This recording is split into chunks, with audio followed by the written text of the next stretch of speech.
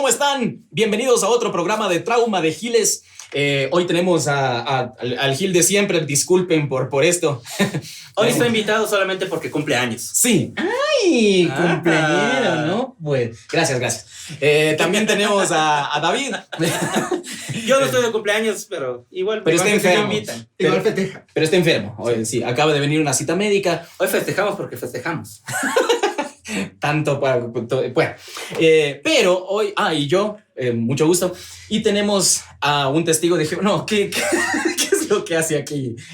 Esto es la... En honor a mi cumpleaños traído tan solemne no somos, invitado. No somos dignos de estar en el mismo espacio. Nos ni sacamos respirar. los zapatos, el calzado de nuestros pies. Vos no te saques Ok, nada, ok, viejo. ok. No somos dignos de estar al lado de la persona que les vamos a presentar. Es un analista, es político. ¿Qué nomás de usted, maestro? Sobreviviente. Sobreviviente. Es Jedi. Esa es una buena, es sobreviviente. Sí, Sí, es cierto es que es sobreviviente. Ha sobrevivido Sí. un montón de procesos. Yo lo conocí hace algún tiempo y yo quiero decirle esto en público. El día que llegó usted me cayó tan mal, maestro, tan mal. Yo le quise, me dice, ¿quién eres tú? Así ni me saludó usted. ¿Quién eres tú? Y yo tenía un esfero y me dice, préstame ese esfero. Y yo, agarra vos mismo el esfero. Así fue nuestra amistad, ¿no? Palabra. Y con los años hemos descubierto... Explica que es un esfero porque todo el mundo va a pensar que tenías una pelota, una cosa así. Una Pluma. esfero, pluma, virome, bolígrafo, Ya. lapicero. Ok, Ya. gracias. Maestro. Puede ser la oveja negra. Sí, por eso se lo ve. Maestro, muchas gracias por venir. César Parra, ¿qué nos puede decir de usted un poquitito? Así los primeros segunditos. Oh, que ya soy medio viejo. ¿Ya? Ya soy abuelo. Bueno. Sí, casado, por supuesto, ¿no? Porque acaso. Qué bueno. Trabajando en el ministerio por más de 30 años. 30 años. Wow. Muy enfocado en las áreas de educación, las áreas de lo social, ¿Ya? en la pastoral. Bueno, es un poquito. Hace de todo usted. No de todo, pero algo. Ok. Pero lo que hace, lo hace bien. Sí, porque es el maestro. Nosotros le conocemos como el maestro, así creo que va a salir, ¿no? Sí, el maestro. En las etiquetas. Sí, así va a salir. Maestro, usted está acá porque nosotros queremos preguntarle algo súper importante.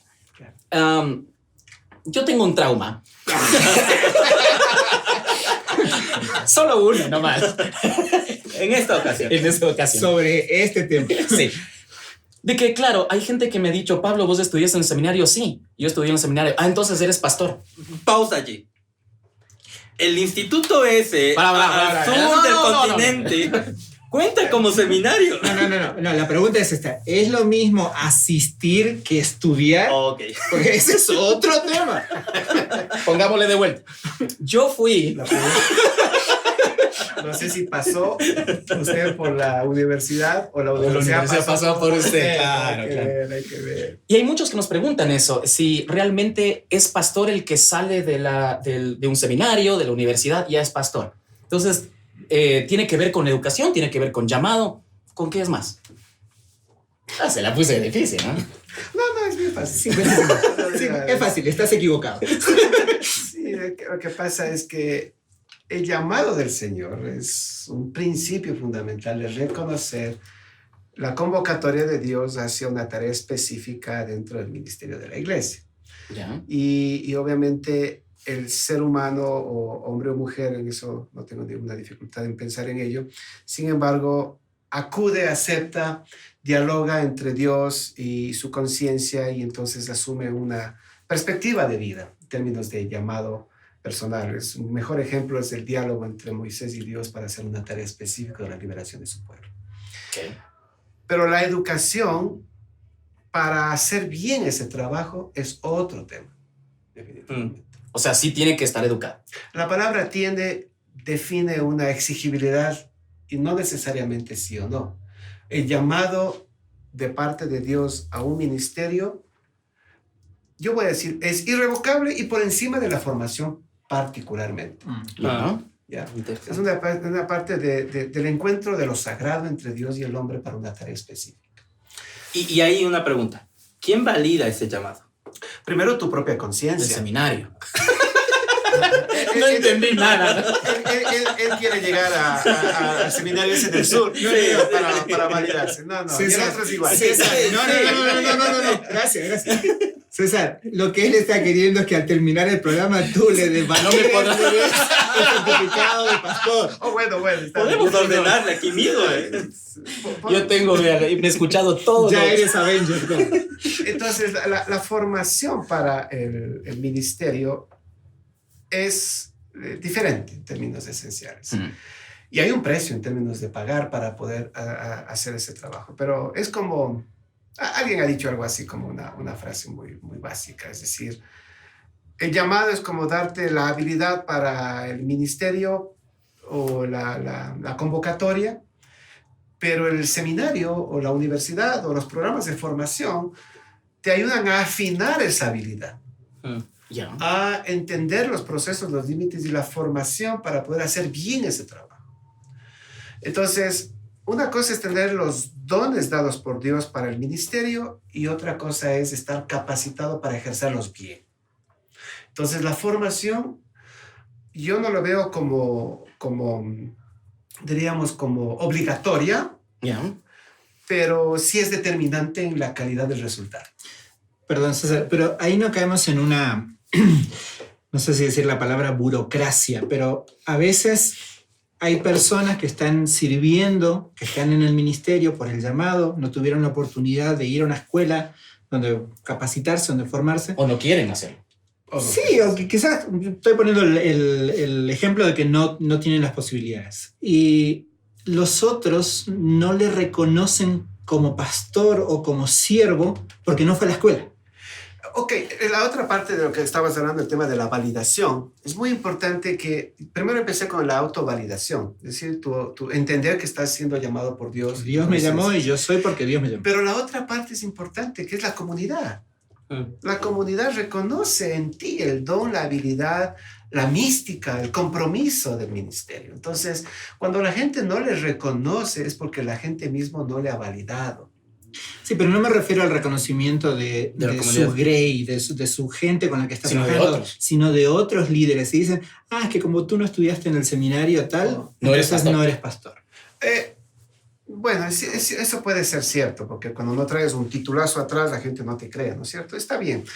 Pero para mí lo más importante, en esencia, es que la comunidad a la cual sirves y en donde te desarrollas es la que finalmente te ordena ministro. Claro, porque y es donde tienes la autoridad, porque uno es pastor de la comunidad.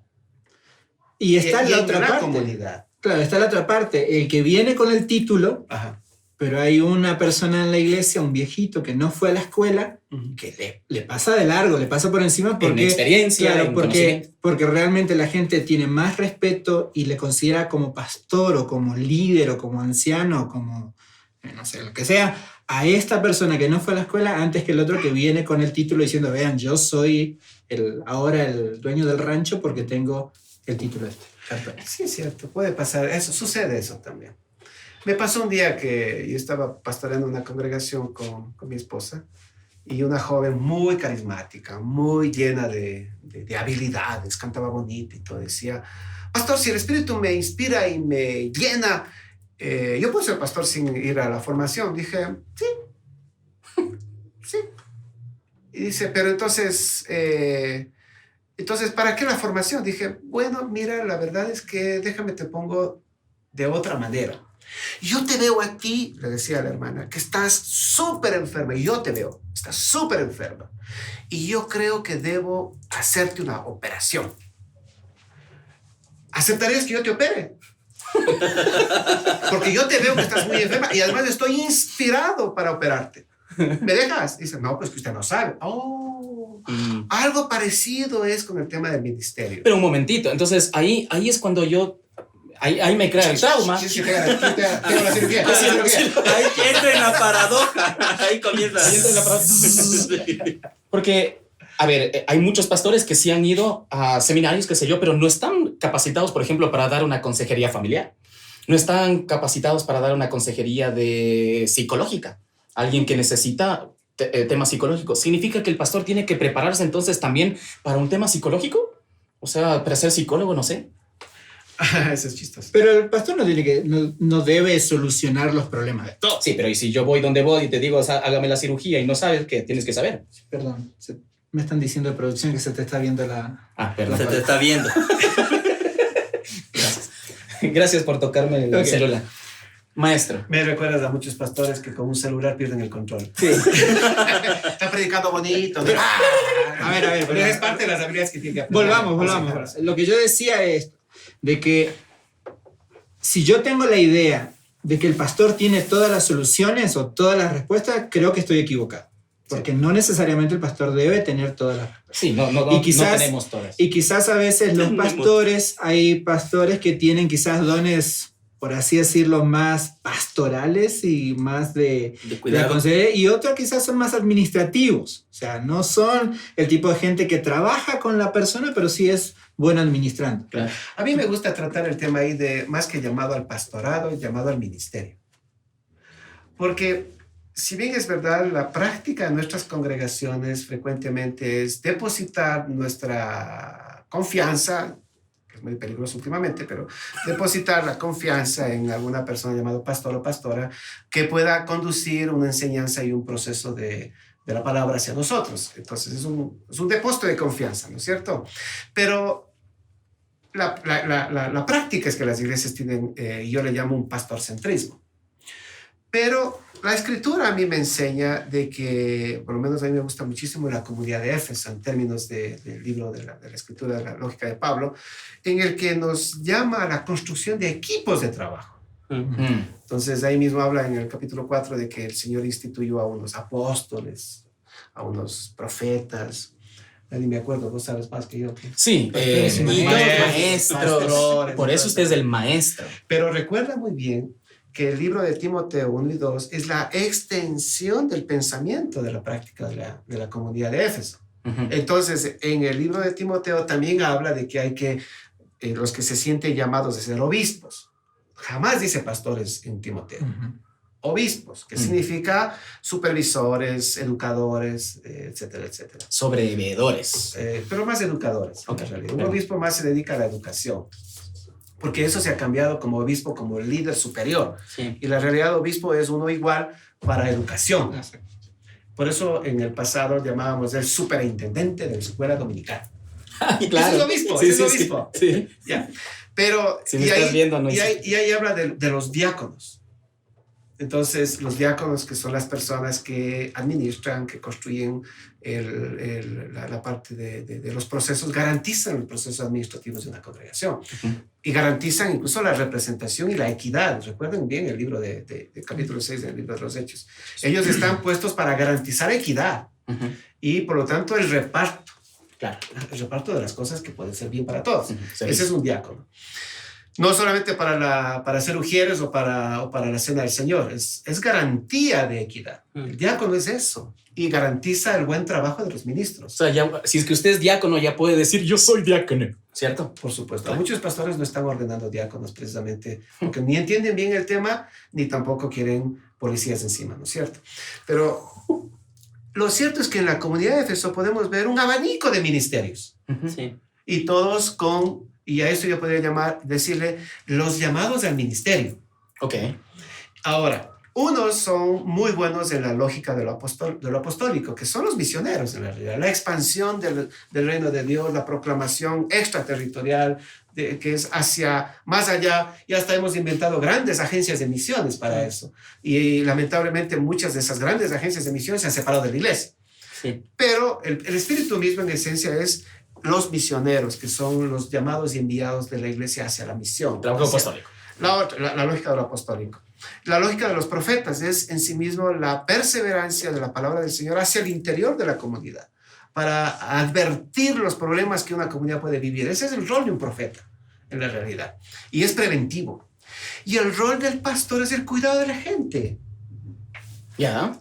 Y vienen los maestros, los educadores. Recuerden muy bien que la caída del pueblo de Dios, en términos de la división, fue porque los levitas no hicieron su trabajo. Sí. La 13ª tribu, por si acaso son 13, ¿no? Sí. Vamos a tener un debate con eso. Sí, no, son 12 territoriales y una sectorial. Por el tema de Job. Eh, No. está bien. No te preocupes. Esas son las pruebas de la educación de Jesús. Eso es lo que aprendió. Entonces, lo cierto es que había una tribu responsable de la liturgia, la educación, la cultura, la alabanza y todo eso se llamaba la tribu de los levitas. No hicieron bien su trabajo. Y por eso se rompió el imaginario del pueblo de Dios y cada uno fue por su lado. Ahora, ese rol educativo es fundamental en la congregación. Entonces, el educador a veces es más importante que el mismo pastor. Porque el pastor cuida, aconseja, acompaña a las personas de sus problemas, de sus traumas. Pero el educador proyecta, da doctrina, enseña sobre la palabra.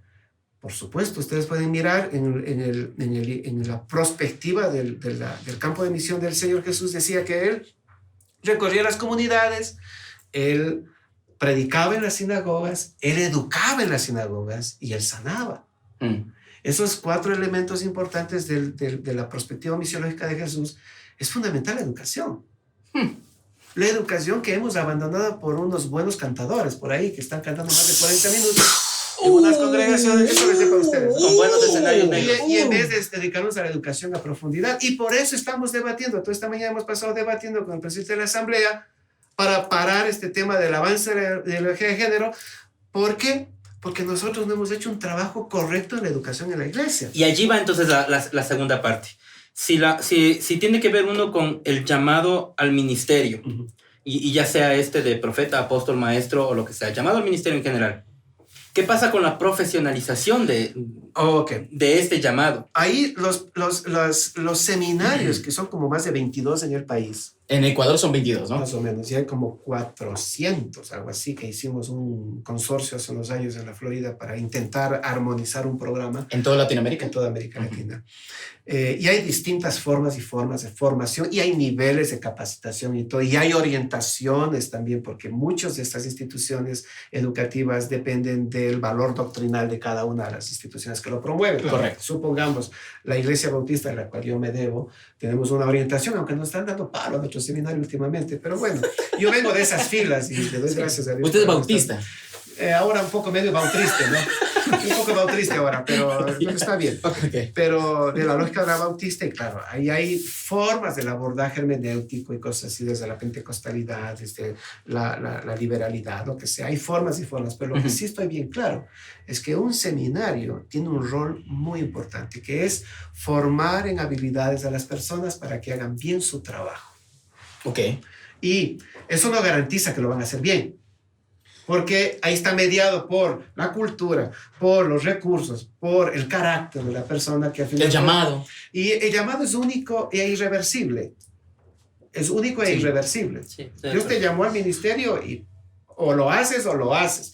O lo haces felizmente o lo haces infelizmente, pero tienes que hacer. Aquí lo hacemos de una forma infeliz. Pobre Jonás. Siempre detrás de un Jonás hay un gran pez. Ubícate. Un gran bagre, ¿verdad? Pero lo que sí te puedo decir es que el llamado del Señor es irreversible. Lo haces o lo haces. Y ahora eres un actor feliz o un actor infeliz, pero lo haces. Pero la pregunta es la habilidad. Entonces, si eres un educador llamado al Ministerio de Educación, tienes que ser un buen pedagogo. Entonces, si es que yo tengo el llamado, pero no quiero ir al seminario, no vayas, pues. Entonces no puedo ser pastor. Sí puedes, porque eres llamado de parte de Dios. El problema es que vas a ser un pastor ineficiente. Oh. O sea, les está usted llamando a todos los ineficientes. Y a los eficientes, porque significa que nuestras habilidades, conforme tus habilidades, ¿cuántos años tienes? Unos 30 ahora, ¿no? 30 más o menos. Sí, 30, ¿no? Tú tienes unas habilidades de 30 años que son mejores que las que tuviste a los 20. Claro. Pero son... Ese es un buen ejemplo. Silencio que el maestro está hablando. Pero vas a tener habilidades a tus 30 bastante deficientes frente a los que te vas a tener a los 50. Bueno, esa es la idea. En teoría sí. Mejor hablemos de otra cosa. Entonces, la idea es que también las habilidades de los ministros deberían mejorar conforme a la experiencia también. Entonces, no te quedes solamente con el llamado, haz algo más. Por supuesto. Entonces la cosa allí no solamente es pasar por 4 o 6 años del seminario, dependiendo 8, por un seminario, sino que se trata de un proceso constante. Bueno, en mi caso, yo sí tuve mi forma. Primero empecé, me estaba acordando con un amigo que acaba de regresar a su país, debía a los 26 años. El primer programa de formación que yo tuve fue un instituto bíblico teológico. Y fue en el garaje de la casa del misionero. Así fue mi instituto en que yo empecé. Y hasta ahora tengo sus libros. ¿De dónde salió Apple, Luis? ¿De dónde salió Apple? Bueno, no me compararía tanto, pero bueno. Entonces, y luego vine a formarme en mi seminario acá en Quito y tomé 4 años donde también me casé y toda esa cosa que ustedes conocen más que yo. Pero al final, después de eso, yo empecé a trabajar como educador, como capellán. Y ya inmediatamente me di cuenta que tenía falta de habilidades pedagógicas, falta de habilidades incluso de consejería, porque los seminarios frecuentemente te forman para el manejo doctrinal y el manejo teológico, pero de pastoral solo recibes un curso. Claro, sí. Y además sales a ser pastor. Y, a ver, ¿eres un teólogo formado o eres un pastor para la práctica? La verdad es que te haces pastor después, no en el seminario, porque no sabes, vas a trabajar y ahí te vas formando como pastor. Entonces yo tuve que formarme después como pedagogo, tengo un grado en educación, tuve que estudiar mucho lo que es terapia sistémica, porque yo era presidente de IRENE con los años, tuve que formarme en eso para poder acompañar a personas. Luego yo dejé todas esas tareas y me dediqué a procesos administrativos y de política pública ahora. Entonces he tenido que ir enseñando, aprendiendo, y yo estoy haciendo mi doctorado en ciencias sociales. ¿Por qué? Porque la realidad no solamente puedes dar una respuesta bíblica a la actual realidad, porque tú llegas con una respuesta bíblica a la realidad y te tratan como dinosaurio. ¿Por qué? Porque como fanático. ¿Les han dicho ustedes fanáticos también? ¿No? A veces. Bueno, entonces yo llego acá y digo mi perspectiva de la fe y toda esa cosa. No, es un país laico, no podemos hablar. Ok, entonces vamos a repensar el discurso. Y al repensar el discurso tienes que tener nuevas habilidades. Entonces en este momento estoy estudiando justicia transicional. Estudiando Derecho Penal Internacional. Estudiando Derechos Humanos Internacionales. ¿Para qué? Para entrar en el lenguaje. César, pero entonces, no lo dijiste, pero creo que va por ahí el... No le digas César, dile maestro. Maestro César. El error que podemos cometer es haber ido a un seminario, haber ido a un instituto bíblico, salir y quedarnos ahí, sin la... ya sea autocapacitación, la autodidáctica, de buscar información, de actualizarnos. Es como un médico que estudió en el 1900 y nunca más fue a un curso de capacitación ni nada por el estilo. O sea, perdón, si estudió en 1900 ya no puede ir a... Ok, pero sí. Pero yo nací en 1977. Está bien. Hoy estoy cumpliendo 42 años. Está bien. Ya, bueno. Pero eso es lo ideal, entre comillas, voy a decirlo, pero hablando de la realidad de la formación pastoral hoy. Y de nuestras comunidades cristianas. Y además de las comunidades cristianas, que no les echo la culpa. ¿No? Porque los hermanos y hermanas van a una congregación para vivir la fe. Sí. Ellos no van para educarse, ellos van para vivir la fe. Pero los ministros, más del 60% de los pastores en ejercicio actualmente todavía no terminan el colegio. Wow. Hay como 3, sí, y hay otros, y yo diría que los pastores que tienen bastante éxito interesantemente vienen del ejercicio empresarial. Fueron formados en asuntos no teológicos. Claro. Y por eso hablamos de los pastores formados académica y teológicamente. Somos una minoría. No somos una mayoría. Bueno, él también es una minoría, pero es de otro tipo. Por supuesto. Bueno, vamos a ver. En este país se dicen extranjeros. No, está bien. Entonces, sí, buena aclaración. Entonces, los que están académicamente preparados en el ámbito de la pastoral y la teología, somos pocos. Somos pocos. Y ese es un enorme problema en este momento, porque en el pasado se acudía a una frase que está en la palabra que dice: el espíritu vivifica y la letra mata. Y ya no iban al seminario por eso. A mí me dijeron eso, que sí. para qué voy a la universidad, porque el conocimiento mata. mejor solamente estudia algo que tenga que ver Y por eso sobrevivir. Porque huiste al conocimiento a todo vos el te tiempo. Y ahora hacemos programas de YouTube. A vos te dijeron, no vayas a la universidad porque tenés que prepararte, porque en la universidad te vas a perder. Y me van a enseñar cosas del mundo. Eso me dijeron. Cosas del mundo. A vos te dijeron lo Igual mismo. te fuiste al seminario, igual te perdimos. Igual estoy en el mundo. Pero es el tema. La pregunta entonces sería, creo yo, ¿cuál es el reto de la iglesia frente al tema de nuestros ministros, de nuestros líderes, el llamado y la profesionalización o la especialización, el adquirir estas habilidades? ¿Cuál es el reto que tenemos como iglesia? Bueno, por muchos años yo trabajé empujando la formación de liderazgo. Es decir, y sigo trabajando eso, es decir, que los pastores se formen. Incluso creé una carrera que se llama Tecnología en Administración Eclesial y el viernes pasado terminé otra carrera diseñada para aprobarse en el Senacid, la carrera de Teología Pastoral. Estoy en esa parte, enfocado en los líderes religiosos.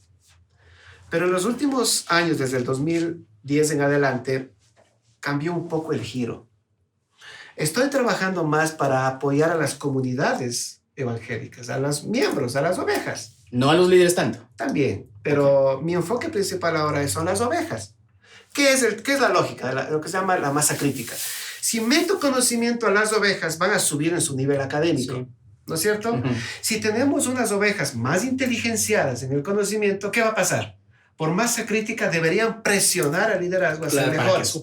Claro. Empujan. A ser mejores. Cuando estos líderes no dan la talla, tienen que tomar una decisión. Sí. O entrenarse o salir.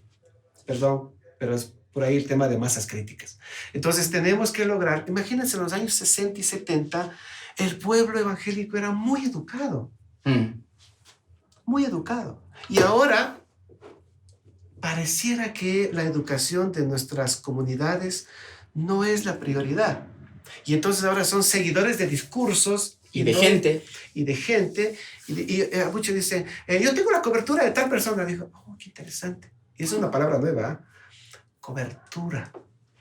Pareciera que tiene como un paraguas sobre, quitándole la inteligencia, quitándole la habilidad de crítica, quitándole todo este concepto de perspectiva propia. Recuerden muy bien este último caso que vivimos. Fue una manipulación mental.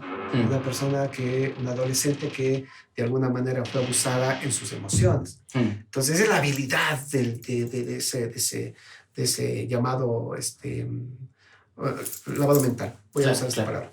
Pero si tenemos poblaciones con capacidad más crítica, de demandar mejor hermenéutica de sus pastores, entonces, ¿qué tenemos como efecto? Pastores más preparados. Claro. Ahora, yo tengo un problema de que se haga eso todo en un solo domingo, ¿no? Porque esa es la otra, que queremos hacer toda la educación, toda la formación el domingo que nos vemos en la iglesia. Oh, pero es que ese es otro elemento. Las familias, cuando están mejormente preparadas, pueden transmitir mejor los valores a sus hijos. Okay. Y pueden conducir mejor sus procesos históricos y proyectos de vida.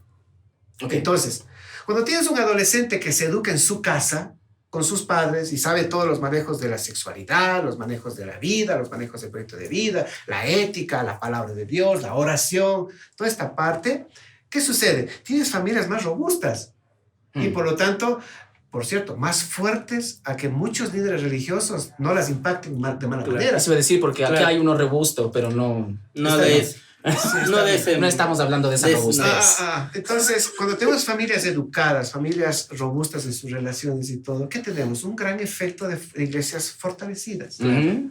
Ahora, lamentablemente las congregaciones han dejado dos grandes capitales por fuera, que ese sería uno de los temas a trabajar. Uno, trabajar la pastoral de la familia para fortalecer a la familia. ¿Por qué? Porque con una hora de educación en la iglesia no vamos a cambiar. Exacto. No puedes competir contra 20 horas del humanismo escolar que tienen que enfrentar los niños y contra 40 horas de YouTube o de YouTube. Netflix, cable. Todo lo divertido de la...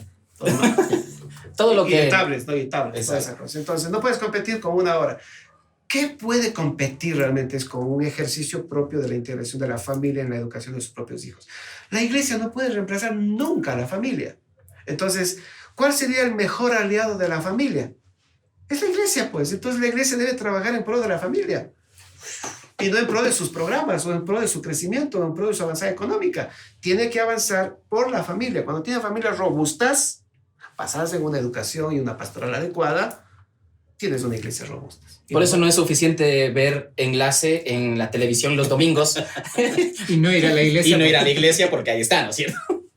Ese es otro tema. Ah, bueno, ok. Bueno, es que el problema de enlace, ¿sabes cuál es? Que no sé dónde diezmar. No, tienen. Entonces yo no creo. Maestro, mencionó dos cosas. La primera, entonces, es Este nos salvó la espalda. Sí, yo sé por dónde hay que ir, dónde hay que cortar. La primera es trabajar en las familias, porque familias robustas producen iglesias robustas y liderazgo robusto. Y este liderazgo a la larga y estas iglesias a la larga influyen en la sociedad. Es la primera cosa. ¿Cuál es el segundo reto entonces? El tema de la educación. Ok. La educación a todo nivel. Primero, la educación de la base. Yo no voy a usar aquí la palabra sana doctrina, porque cada uno sabrá lo que hace. Cada uno tiene su doctrina. Y sana, además. Y sana. No puedo decir yo enfermo, porque no estoy calificado para decir eso. Sí, claro. Ya. Pero cada uno tiene su dogma, su principio, su proceso eclesial y todo. Ok, enseña a la gente sobre eso. No lo predique, enséñale mediante procesos educativos, mediante procesos de transferencia, mediante procesos de verificación de resultados de aprendizaje. Porque la gente necesita demostrar que conoce la competencia, todos los conocimientos, conocer, tener un carácter adecuado y una convicción permanente. La estrella de un conocimiento adecuado en la iglesia, conocimientos, convicciones y carácter. La gente puede desarrollar eso. Todo conocimiento que no genera convicciones, solo genera seguidores. Convicciones personales, familiares, autocríticos. Todo conocimiento que no genera convicciones y carácter, en términos frente a la adversidad, frente a la vida. Yo he estado recibiendo mucha gente de Venezuela que ha llegado a nuestra oficina, y creyentes. Y lo que más me gusta de esos creyentes que están en movimiento es el carácter.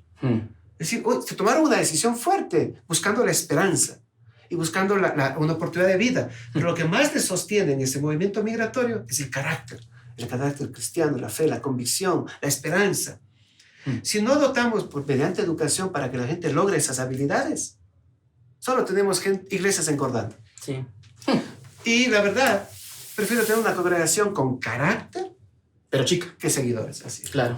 Entonces, esos son elementos. Miren, tuvimos una congregación acá que creció como la espuma, ustedes saben, no voy a hablar de su nombre. Sin embargo, al rato que cayó el líder, ¡pum!, se fue al suelo. Así no fue por allá, fue más allá. Ok. Aquí me pierdo. Entonces, si formamos seguidores de personas, no hemos formulado finalmente seguidores del reino de Dios y de Jesucristo. Turn down for what? Yo creo que el desafío es grande.